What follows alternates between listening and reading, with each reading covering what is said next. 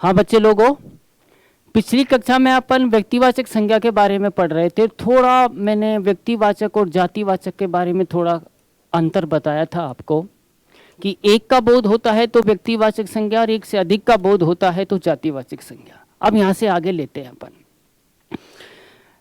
हमने कुछ ऐसे वाक्य लिखे थे आपको पिछली कक्षा में जिसमें यह बताया गया था कि ये शब्द ऐसे होते हैं जो व्यक्तिवाचक संज्ञा के अंतर्गत भी आते हैं और जातिवाचक संज्ञा के अंतर्गत आते हैं।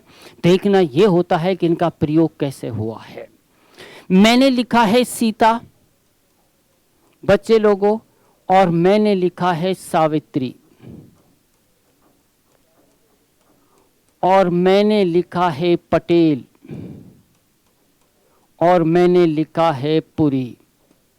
ये चार शब्द मैंने आपके साथ स्क्रीन पर लिखे हैं। मैंने एक बात बताई थी, नोट बताया था आप लोगों को।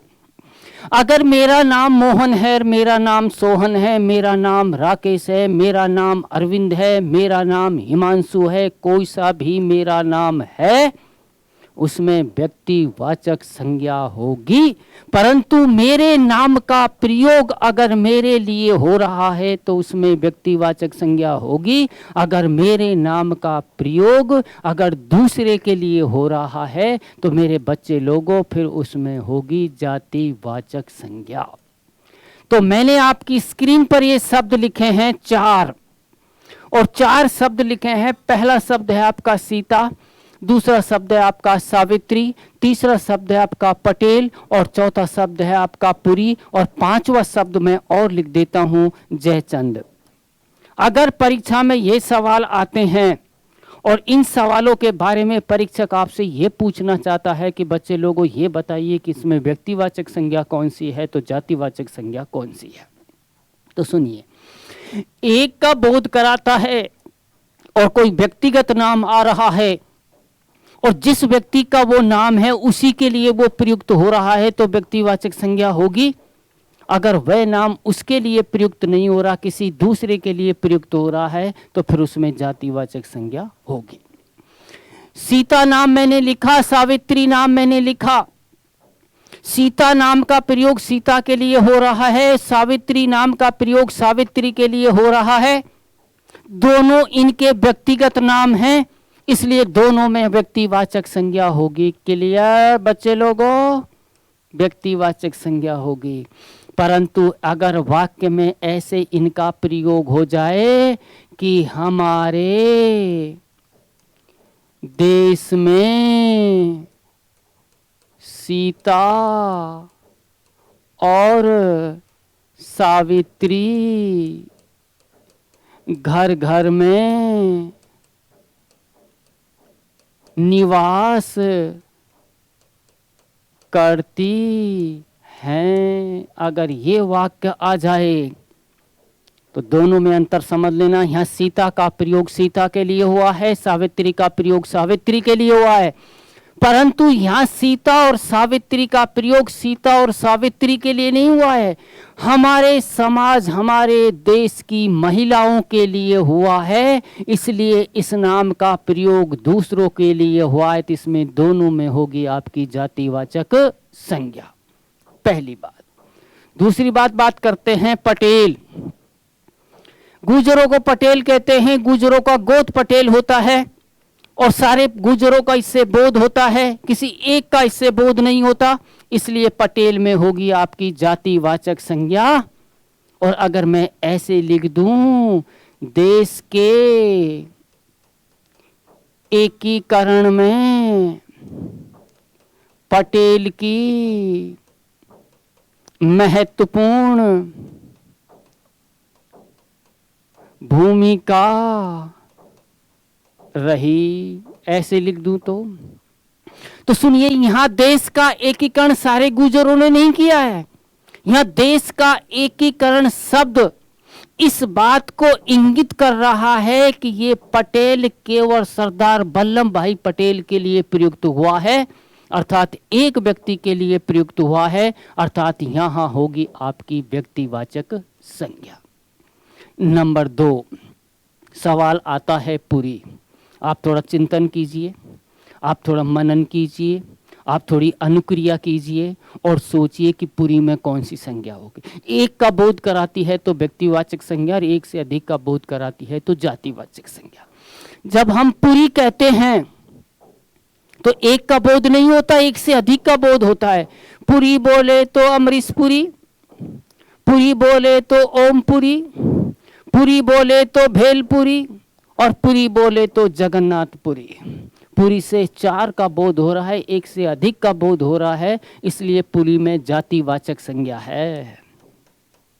अगर मैं कह दूं मेरी दादी जी पुरी यात्रा पर गई हैं, अब यात्रा शब्द आ गया। यात्रा शब्द ने इस बात को निश्चित कर दिया कि यात्रा ओमपुरी की नहीं होती है, यात्रा अमरीशपुरी की नहीं होती है, यात्रा भेलपुरी की नहीं होती है, यात्रा होती है सिर्फ जगन्नाथपुरी की। इसलिए इस यात्रा शब्द ने पुरी का अर्थ स्पष्ट कर दिया, जगन्नाथपुरी। इसलिए यहां पर कौन सी हो गई? व्यक्तिवाचक संज्ञा। अब आगे बात करते हैं। जयचंद, जयचंद एक ही हुए हैं, एक का ही बोध हो रहा है, एक राजा का व्यक्तिगत नाम है और इसे देशद्रोही के नाम से भी जाना जाता है। एक का बोध हो रहा है तो जयचंद में व्यक्तिवाचक संज्ञा, परंतु वाक्य में ऐसे लिख दूं हमारे देश में जयचंदों की कमी नहीं है। अब समझ लीजिए कितने का बोध हो रहा है? एक से अधिक का। यहाँ जयचंदों का प्रयोग हमारे देश के गद्दार सभी लोगों के लिए प्रयुक्त हुआ है, अर्थात एक से अधिक के लिए प्रयुक्त हुआ है। इसलिए यहाँ होगी आपकी जातिवाचक और यहाँ होगी आपकी व्यक्तिवाचक। ये तो व्यक्तिवाचक संज्ञा के बारे में बताया, और व्यक्तिवाचक संज्ञा का संबंध जातिवाचक संज्ञा से कैसे होता है मैंने थोड़ा सा वो अंतर बताया। कैसे एक शब्द व्यक्तिवाचक संज्ञा भी होता है, कैसे वही शब्द वाक्य में प्रयुक्त हो जाता है तो जातिवाचक संज्ञा हो जाता है। अब मैं जातिवाचक संज्ञा के बारे में थोड़ी सी बता देता हूं। व्यक्तिवाचक संज्ञा और जातिवाचक संज्ञा का एक अंतर मैंने ये बताया था कि व्यक्तिवाचक संज्ञा के नाम वो नाम होते हैं जिससे एक का बोध होता है, और जातिवाचक संज्ञा के नाम वो नाम होते हैं जिससे एक से अधिक का बोध होता है। अगर इसको मैं परिभाषा में पिरोऊं, मेरी अपनी परिभाषा में पिरोऊं, तो मैं ये कह देता हूं कि व्यक्तिवाचक संज्ञा वो संज्ञा होती है जो किसी व्यक्तिगत नाम का बोध कराती है और इससे केवल एक का ही बोध होता है, और जातिवाचक संज्ञा वो संज्ञा होती है जो संपूर्ण जाति का बोध कराती है और इससे एक से अधिक नामों का बोध होता है। मैंने कहा बच्चे लोगों कुत्ता, जातिवाचक संज्ञा। मैंने कहा शहर, मेरे बच्चे लोगों जातिवाचक संज्ञा। मैंने कहा नदी, जातिवाचक संज्ञा। मैंने कहा पर्वत, जातिवाचक संज्ञा। मैंने कहा सिनेमा, जातिवाचक संज्ञा। मैंने कहा गाय, जातिवाचक संज्ञा। मैंने कहा घोड़ा, जातिवाचक संज्ञा। मैंने कहा कुत्ता, कुत्ता आ गया। मैंने कहा कुर्सी, मैंने कहा कुर्सी। मैंने कहा चाचा, मैंने कहा मामा, मैंने कहा भाई, मैंने कहा माता, मैंने कहा पिता, मैंने कहा घड़ी, मैंने कहा वार, मैंने कहा महीना, मैंने कहा दिशा, मैंने कहा त्योहार, मैंने कहा ग्रह, मैंने कहा वाहन, मैंने कहा समाचार पत्र। ये सब जातिवाचक संज्ञा है। कुत्तों में सारे कुत्ते आ गए, शहर में सारे शहर आ गए, नदी में सारी नदियां आ गई, पर्वत में सारे पर्वत आ गए, सिनेमा में सारे सिनेमा आ गए, चाचा में सारे चाचा आ गए, पिता में सारे पिता आ गए, भाई में सारे भाई आ गए, महीने में 12 महीने आ गए, वाहन में सारे वाहन आ गए, ग्रह में सारे ग्रह आ गए, वार में सारे वार आ गए। अर्थात इनसे एक से अधिक का बोध होता है, इसलिए इसमें जातिवाचक संज्ञा। अब मैं 2 बात आपके सामने रख रहा हूं। पहली बात तो यह है क्या जातिवाचक संज्ञा को व्यक्तिवाचक संज्ञा बनाया जा सकता है? और दूसरी बात यह है कि जातिवाचक संज्ञा और व्यक्तिवाचक संज्ञा में मूलभूत अंतर क्या होता है? परिभाषा का अंतर नहीं पूछ रहा। परिभाषा में आप ये मत कह देना मेरे से कि साहब अभी तो आपने बताया था कि व्यक्तिवाचक संज्ञा से एक का बोध होता है और जातिवाचक संज्ञा से एक से अधिक का बोध होता है, यही इनका अंतर है ना। परिभाषा का अंतर नहीं पूछ रहा, मैं मूलभूत अंतर पूछ रहा हूँ। पहले सवाल का जवाब सुन लीजिए आप पहले तो, कि जातिवाचक संज्ञा को व्यक्तिवाचक संज्ञा बनाया जा सकता है और व्यक्तिवाचक संज्ञा को जातिवाचक संज्ञा बनाया जा सकता है। कैसे?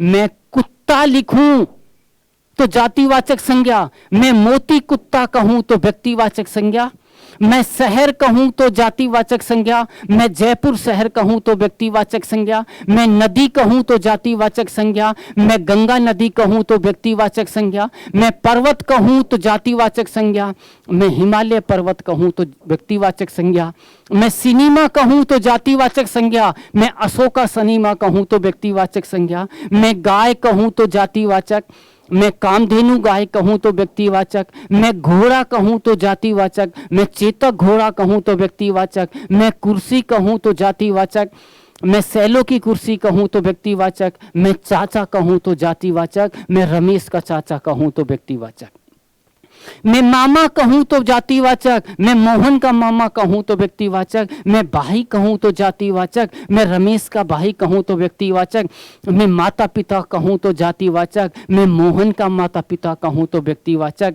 मैं वार कहूं तो जातिवाचक, मैं सोमवार कहूं तो व्यक्तिवाचक, मैं महीना कहूं तो जातिवाचक, मैं जनवरी फरवरी कहूं तो व्यक्तिवाचक, मैं दिशा कहूं तो जातिवाचक, मैं पूर्व दिशा कहूं तो व्यक्तिवाचक, मैं त्योहार कहूं तो जातिवाचक, मैं रक्षाबंधन कहूं तो व्यक्तिवाचक, मैं समाचार पत्र कहूं तो जातिवाचक, मैं पंजाब केसरी कहूं तो व्यक्तिवाचक, मैं वाहन कहूं तो जातिवाचक, मैं रानी खेत एक्सप्रेस कहूं तो व्यक्तिवाचक, मैं शताब्दी एक्सप्रेस कहूं तो व्यक्तिवाचक, मैं ग्रह कहूं तो जातिवाचक, मैं मंगल ग्रह कहूं तो व्यक्तिवाचक, मैं शनि ग्रह कहूं तो व्यक्तिवाचक। मेरा पहला सवाल, क्या वह जातिवाचक को व्यक्तिवाचक बनाया जा सकता है? हाँ, बनाया जा सकता है। ठीक है, मैंने कहा लड़का ये जातिवाचक है, मैंने कहा मोहन ये व्यक्तिवाचक है, मैंने कहा साड़ी ये जातिवाचक है और मैंने कहा पूनम की साड़ी ये व्यक्तिवाचक है।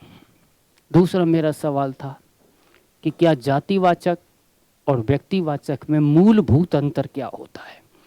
मूलभूत अंतर से ये माना जाता है कि उनकी प्रकृति में क्या अंतर होता है। पहली बात, जातिवाचक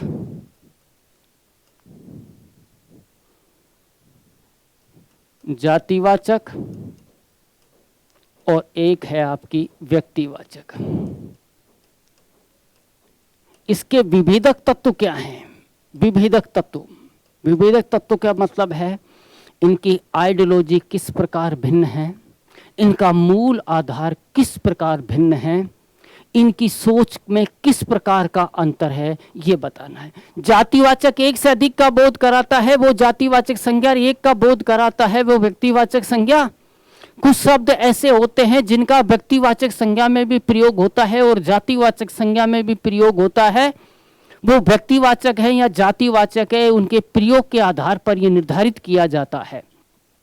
एक बात मैं बोलता हूं कि व्यक्तिवाचक संज्ञा को बदला जा सकता है परंतु जातिवाचक संज्ञा को बदला नहीं जा सकता।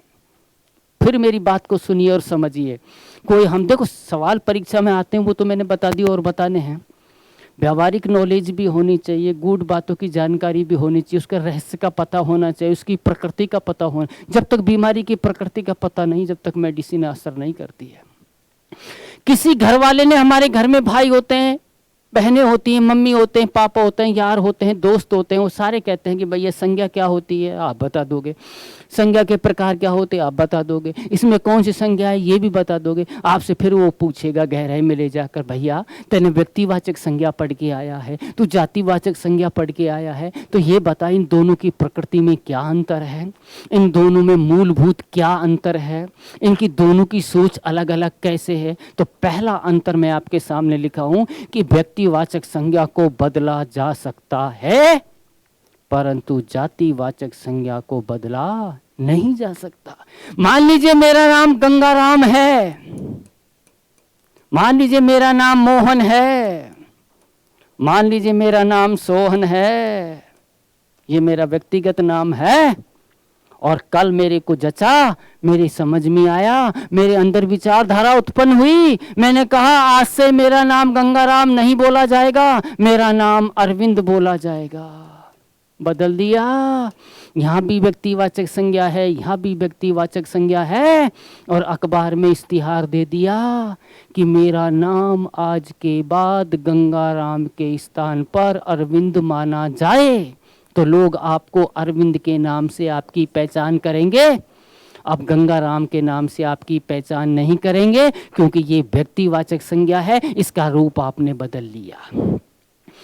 आप मनुष्य हैं, आप स्त्री हैं, आप पुरुष हैं, ये जातिवाचक संज्ञा है, परंतु कोई मानव, कोई स्त्री और कोई पुरुष अखबार में इस बात का इश्तिहार नहीं दे सकता कि अब मुझे मनुष्य के नाम से नहीं जाना जाए, अब मुझे पर्वत के नाम से जाना जाए, अब मुझे स्त्री के नाम से नहीं जाना जाए, अब मुझे नदी के नाम से जाना जाए, अब मुझे पुरुष के नाम से नहीं जाना जाए, अब मुझे पहाड़ के नाम से जाना जाए।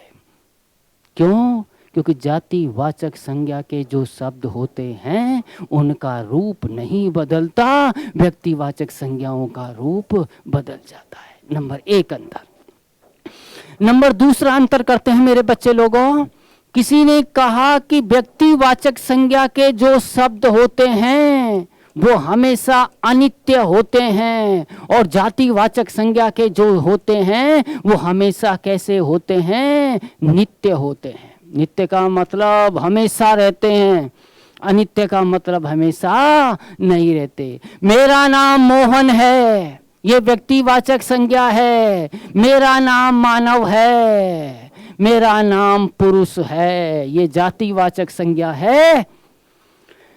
मेरे मरने के बाद मेरा मोहन नाम का अस्तित्व खत्म, परंतु मानव नाम का अस्तित्व कभी खत्म नहीं होगा, पुरुष नाम का अस्तित्व कभी भी खत्म नहीं होगा। इसलिए जातिवाचक संज्ञाएं हमेशा कैसी होती हैं? नित्य। और व्यक्तिवाचक संज्ञाएं हमेशा कैसी होती हैं? अनित्य। ये दो बात है, ये दोनों के अंतर बता दिए। किसी एक का बोध कराता है तो व्यक्तिवाचक संज्ञा, किसी एक से अधिक का बोध कराता है तो जातिवाचक संज्ञा। अगर किसी नाम का प्रयोग जिसका नाम है उसके लिए प्रयुक्त होता है तो व्यक्तिवाचक संज्ञा, अगर उस नाम का प्रयोग दूसरे के लिए हो रहा है तो जातिवाचक संज्ञा।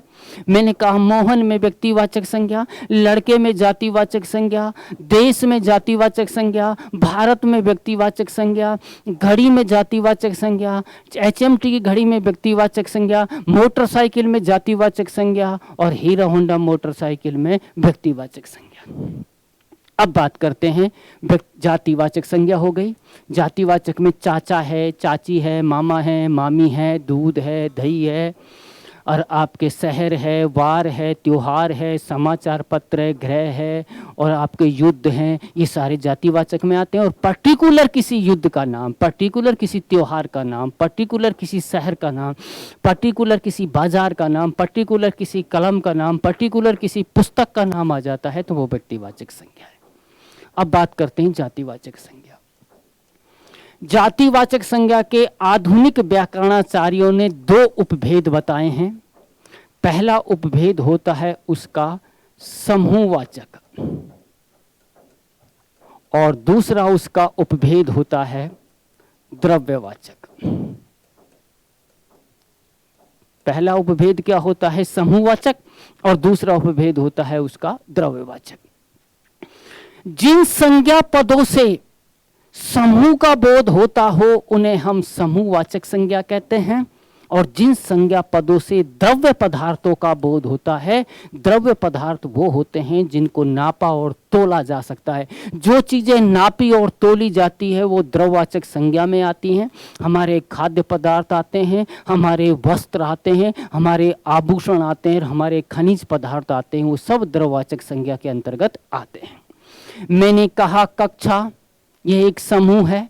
मैंने कहा सेना, यह एक समूह है। मैंने कहा पुलिस, यह एक समूह है। मैंने कहा सभा, यह एक समूह है।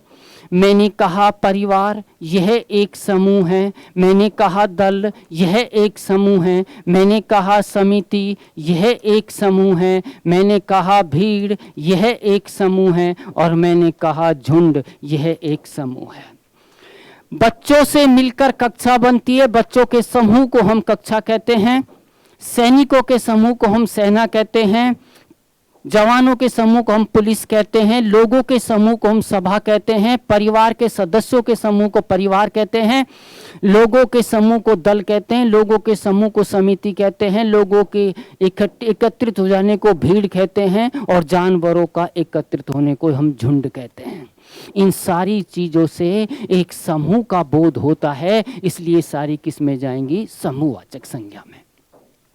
द्रववाचक संज्ञाएं वो संज्ञाएं होती है जिससे द्रव पदार्थों का बोध होता हो, और द्रव पदार्थों में मैंने एक बताया था, एक तो हमारे खाद्य पदार्थ आ जाते हैं, दूसरा हमारे वस्त्र आ जाते हैं, तीसरा हमारा आभूषण आ जाता है, और चौथा हमारा खनिज आ जाता है। पूछोगे नहीं कैसे? मैंने कहा सोना, और मैंने कहा चांदी, मैंने कहा लोहा, मैंने कहा पीतल, मैंने कहा तेल, मैंने कहा घी, मैंने कहा चीनी, मैंने कहा मिट्टी, और मैंने कहा दूध, और मैंने कहा छाछ। ये सारी क्या हैं? लकड़ी। ये सारी क्या हैं? द्रववाचक संज्ञा। अब सवाल एक आता है, ये सोना ही मैंने लिख दिया, मान लीजिए परीक्षा में सोना आ जाए, केवल सोना आ जाए और कह दे कि बताइए इसमें कौन सी संज्ञा है, तो ध्यान रहे इसमें भी एक छोटा सा लॉजिक है मेरे बच्चे लोगों। अगर ऑक्शन में जातिवाचक संज्ञा दे रखी है, ऑक्शन में द्रववाचक संज्ञा दे रखी है, ऑक्शन में व्यक्तिवाचक संज्ञा दे रखी है, और ऑक्शन में समूहवाचक संज्ञा दे रखी है, तो आपका टिक होगा द्रववाचक संज्ञा। पहली बात, अगर परीक्षा में सवाल आ जाता है आपका और वहां पर जातिवाचक द्रववाचक संज्ञा का ऑप्शन नहीं है, उस स्थिति में आपको करने पड़ेगा जातिवाचक संज्ञा। और उससे भी अलग एक गुड की बात यह है, अगर 24 कैरेट का सोना लिखा आ जाए मेरे बच्चे लोगों, 22 कैरेट का सोना लिखा आ जाए और ये पूछे कि भैया इसमें कौन सी संज्ञा है, तब जातिवाचक संज्ञा का भी ऑप्शन है, द्रववाचक संज्ञा का भी ऑप्शन है, व्यक्तिवाचक संज्ञा का भी ऑप्शन है, और समूहवाचक संज्ञा का भी ऑप्शन है। तो उस वक्त हम यहाँ पर व्यक्तिवाचक संज्ञा करेंगे। क्यों? कि ये एक सोने का व्यक्तिगत नाम है, जिसे हमारा नाम होता है न मोहन, सोहन, राधा, दिनेश, वैसे सोने का नाम होता है 24 कैरेट का सोना, 22 कैरेट का सोना, तो यहाँ व्यक्तिवाचक संज्ञा होगी। पक्का? दूसरी बात क्या है, अगर आता है आपका तेल, अगर आता है आपका घी परीक्षा में और पूछे कि संज्ञा कौन सी है, तो हम आंख बंद करके कहेंगे इसमें जातिवाचक द्रववाचक संज्ञा है। अगर द्रववाचक संज्ञा ऑप्शन में नहीं है तो इसमें जातिवाचक संज्ञा है। परंतु यह कह दे नीरज का तेल और कह दे आंवले का तेल और कह दे सरस का घी, तब इन दोनों में न तो जातिवाचक होगी न द्रववाचक होगी, इनमें होगी व्यक्तिवाचक संज्ञा। इनमें कौन सी संज्ञा होगी? व्यक्तिवाचक संज्ञा। तो आज हमने बताया है व्यक्तिवाचक संज्ञा के बारे में बताया है, जातिवाचक संज्ञा के बारे में बताया है, और दोनों के बारे में क्या अंतर है, दोनों की विचारधारा किस प्रकार भिन्न है। अगर नाम का प्रयोग एक के लिए होता है तो व्यक्तिवाचक संज्ञा, एक से अधिक के लिए होता है तो जातिवाचक संज्ञा, और अगर मेरे नाम का प्रयोग मेरे लिए हो रहा है तो व्यक्तिवाचक संज्ञा, मेरे नाम का प्रयोग अगर दूसरे के लिए हो रहा है तो जातिवाचक संज्ञा। संज्ञा के प्रकार कोई पूछे तो संज्ञा के मान्य प्रकार 5 होते हैं, संज्ञा के परंपरागत दृष्टिकोण से प्रकार पूछे तो 5 होते हैं, मान्य प्रकार 3 होते हैं, आधुनिक दृष्टिकोण से पूछे तो 3 होते हैं। जातिवाचक संज्ञा के उपभेद पूछे तो कितने होते हैं, जातिवाचक संज्ञा के उपभेद 2 होते हैं। आज की कक्षा अपन यहीं विराम लेते हैं, कल फिर नए टॉपिक से शुरुआत करते हैं। नया टॉपिक होगा भाववाचक संज्ञा। भाववाचक संज्ञा भी मुझे 1.5-2 घंटे लगेंगे। उसके बाद 2011 से लेकर 2019 तक जितनी भी प्रतियोगिता परीक्षा आपके यहाँ हुई हैं, चाहे वो फर्स्ट ग्रेड की है, चाहे सेकंड ग्रेड की है, चाहे एसआई की है, चाहे एलडीसी की है, चाहे अकाउंटेंट की है, चाहे पटवारी की है, चाहे ग्राम सेवक की है, जितनी भी प्रतियोगिता परीक्षा हुई हैं उनमें संज्ञा के जितने भी सवाल आए हैं मैं आपके सामने स्क्रीन पर रखूंगा और एक एक का जवाब आपसे चाहूँगा। फिर देखेंगे कि अपन टॉपिक को सही पढ़े या गलत पढ़िए। ठीक है, आज की क्लास को यहीं विराम देते हैं। सावधान रहिए, सुरक्षित रहिए और हमें देखते रहिए। Good morning.